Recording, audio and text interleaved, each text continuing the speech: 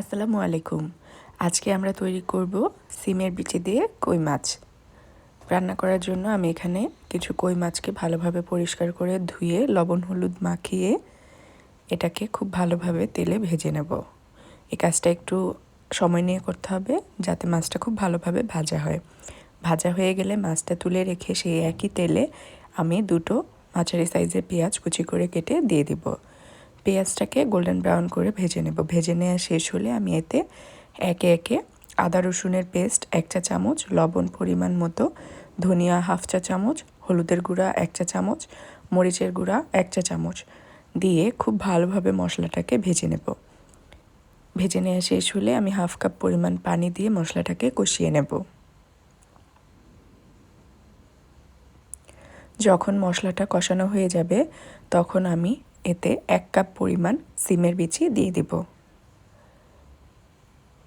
সিমের বিচিগুলোকে আমি খুব ভালোভাবে উপরের খোসাটাকে ছাড়িয়ে নিয়েছি এবং পরিষ্কার করে ধুয়ে নিয়েছি। এবার আমি মশলার সাথে সিমের বিচিগুলো কষিয়ে নেব এবং কষানো শেষ হলে প্রায় 6 কাপ পরিমাণ পানি দিয়ে দেব। পানি দিয়ে অপেক্ষা করব সিমের বিচিগুলো সিদ্ধ হওয়া পর্যন্ত। যখন দেখব এটা হালকা সিদ্ধ হয়ে গিয়েছে তখন আমি আগে থেকে ভেজে রাখা কই মাছগুলোকে দিয়ে দেব।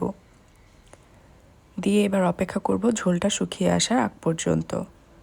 যখন দেখব ঝোলটা শুকিয়ে গিয়েছে তখন আমি এতে দিয়ে দিব 1 চা চামচের মতো জিরার গুঁড়া এবং সর্বশেষে দিয়ে দেব কিছু ধনেপাতা কুচি। ব্যাস তৈরি হয়ে গেল খুব সহজ মজাদার সিমে বিচি দিয়ে কই মাছের ঝোল। একবার হলেও আমার রেসিপিতে বানিয়ে দেখবেন, আশা করছি ভালো লাগবে। এটা বানাতে খুবই সময় কম লাগে কিন্তু খেতে তো খুবই মজা হয়। ধন্যবাদ।